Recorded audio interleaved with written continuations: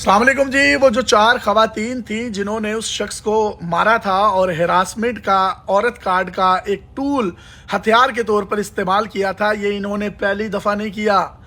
इससे पहले भी ये प्रोफेशनली ये तमाम के तमाम अमूर सर अंजाम देती रहती हैं। आज मैं सबूत आपके सामने रखने जा रहा हूं जो मेरे हाथ में लग गए हैं। ये जो आप शख्सियत देख रही हैं लारियत तारिक है, जो कि 3D लाइफस्टाइल एक ब्यूटिशियंस का एस्थेटिक क्लिनिक है, जहां पर मुख्तलिफ सेलिब्रिटीज या स्टार्स आते हैं और उनको सर्विसेज प्रोवाइड की जाती हैं। वो बोटॉक्स करवा सकते हैं अपने ब्यूटी पॉइंट ऑफ व्यू से। अगर किसी किस्म की इन्हेंसमेंट चाहते हैं ब्यूटी की तो वो तमाम की तमाम सर्विसेज ये 3D लाइफस्टाइल से ले सकते हैं। इनका इंस्टाग्राम और यूट्यूब पर आप पेज भी जाकर देख सकते हैं। ये यहाँ पर PR मैनेजर या मार्केटिंग हेड के तौर पर काम करती हैं। ये इनका अपना इंट्रोडक्शन खुद आप सुन लीजिए। My name is Lariyat Tariq and I'm the PR head of 3D Lifestyle. इसी 3D लाइफस्टाइल के ऑफिस में एक लड़का काम करता है जिसका नाम है सुहेल रफी, जो कि ब्रांच मैनेजर है जोहर टाउन ब्रांच का। उसका भी इंट्रोडक्शन सुन लीजिए। जी अस्सलाम वालेकुम, मेरा नाम सुहेल रफ़ी है। मैं 3D लाइफस्टाइल जोहर टाउन ब्रांच में सेंटर मैनेजर की सर्विस प्रोवाइड कर रहा हूँ। आपसे कुछ अर्सा पहले यही लड़की जो इस बच्चे को मार रही थी, उन 3 लड़कियों के साथ मिलकर इस लड़की लारियत ने सुहेल को गाली दी, फक यू। ये मैं आपको इसलिए बता रहा हूं, ये सेम वर्ड्स हैं जो कि मेरे जराए ने मुझ तक पहुंचाए हैं। और जब इसने इस लड़के को गाली दी तो इसने एक इस्तीफा जो है, अपना रिजाइन जो है 3D लाइफस्टाइल को पेश कर दिया और कहा कि मैं यहां पर काम नहीं करूंगा, इस कुलीग ने मुझे गाली दी है। जिस पर उधर की जो हायर मैनेजमेंट थी उन्होंने फैसला किया कि आप इस्तीफा ना दें, हम इसकी इंक्वायरी करेंगे। लिहाजा उन्होंने एक कमेटी बना दी। अगले दिन ये ऑफिस आया सुहेल और ये लारियत भी ऑफिस आई। इनका लिफ्ट के अंदर टाकरा हो गया और इसने उस पर हिरासमेंट के इल्जामात लगा दिए। और जब हिरासमेंट के इल्जामात लगाए तो उस लड़के ने मेल की, एक ये मेल भी आप अपनी स्क्रीन पर देखिए हायर मैनेजमेंट को, कि इसने कल मुझे गाली दी और आज मुझ पर हिरासमेंट का इल्जाम लगा दिया है। लिहाजा पूरे ऑफिस में CCTV फुटेजेस मौजूद हैं, आप वो फुटेजेस निकालें। अगर मैं गिल्टी हूं तो मुझे निकाल दें, और अगर ये गिल्टी है तो इसको कहें मुझसे माफी मांगे या मैं यहां पर काम नहीं करूंगा। फौरी तौर पर जो हायर मैनेजमेंट थी उन्होंने ये मेल में देखें, HR को ऑर्डर जारी किए कि इसकी पूरी इन्वेस्टिगेशन करके 1 घंटे में रिपोर्ट दी जाए।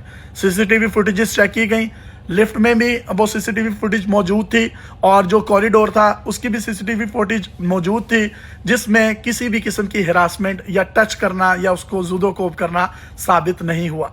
जिसके नतीजे में इस लारियत तारिक को हायर मैनेजमेंट ने टर्मिनेट कर दिया और इसकी सैलरीज रोक ली। जब इसने देखा कि मेरी नौकरी भी खत्म हो रही है, पैसे भी खत्म हो रहे हैं, तो इसने फौरी तौर पर इस लड़के सुहेल से जाकर माफी मांग ली। और क्या ज़र्फ है इस लड़के का, इसने फौरी तौर पर इसको माफ कर दिया और ये वहीं पर अब दोबारा काम कर रही है। अब ये देखिए कि अगर ये लड़के ने इसको हिरास किया होता और वो कहीं साबित हो जाता, वो लड़का वहां पर जॉब कर सकता था 3D लाइफस्टाइल में? कभी भी नहीं, सोचिएगा भी नहीं। बल्कि वो 3D लाइफस्टाइल उसके अगेंस्ट जो है एक बड़ी सोशल मीडिया पोस्ट भी लगाता और उसको जलील भी करता, उसको रुस्वा भी करता।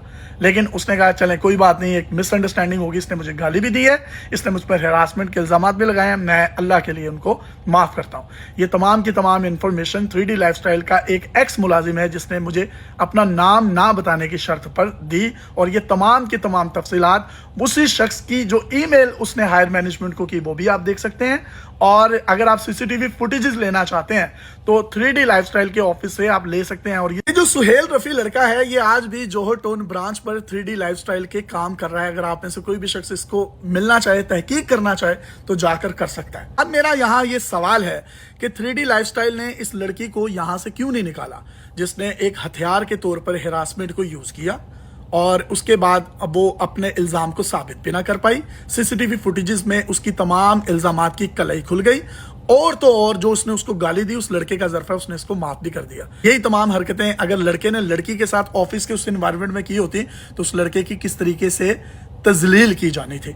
लेकिन ये लड़की तो दोबारा सैलरीज पर भी आ गई और वहीं पर काम कर रही है। और काम क्या कर रही है? मार्केटिंग हेड के तौर पर। JDs क्या हैं जॉब्स की, ये सुन लीजिए। जितने भी आप अपनी तरफ से एड्स देखते हैं 3D के, जितने भी सेलिब्रिटीज देखते हैं, सबको केटर मेरे थ्रू किया जाता है, मेरी टीम के थ्रू किया जाता है। Apart from that, whatever interior you gonna see in 3D that will be done by all team and me.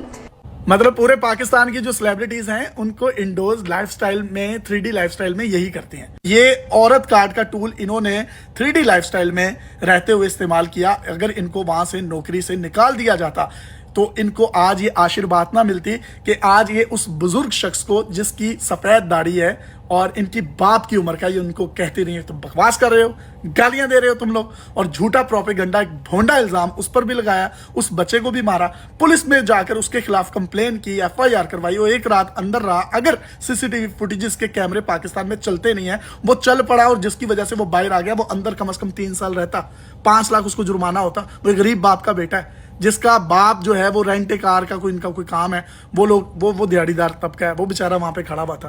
तो ये जो जागीरदाराना और ये जो वडेरे पावरफुल लोग ही होते हैं ना, जिनकी पुलिस जो है वो बात सुनती है, उस बच्चे के साथ ज्यादती हुई और SP उसको कह रहा है कि तुम पाँव पकड़कर माफी मांगो। कांस्टेबल सुनता है किसी की बात? SP लेवल का बंदा सुन रहा है, तो इसका मतलब है ये असर और रसूख वाले। मैं इनको एक्सपोज करूंगा, करता रहूंगा। आज अगर 3D लाइफस्टाइल में अगर ये जॉब कर रही है लड़की, और इसके जो CEO हैं वो एक मोटिवेशनल स्पीकर हैं, नाम बता देता हूं उनका मैं, तसद्दुक गिलानी साहब हैं, बड़े माशाल्लाह नफीस इंसान है। मैं आपसे सर ये एक्सपेक्ट नहीं करता, कम से कम आपको इस तरह की औरत को जो एक मतलब औरत कार्ड का इस्तेमाल करती है, ये कल को आपके खिलाफ भी इस्तेमाल हो सकती है, या आपके कंपनी में काम करने वाले बाकी मुलाजिमीन के खिलाफ भी इस्तेमाल हो सकती है। मेरा कोई इनसे कुछ जाती दुश्मनी नहीं है, ये कम से कम उससे माफी मांगे।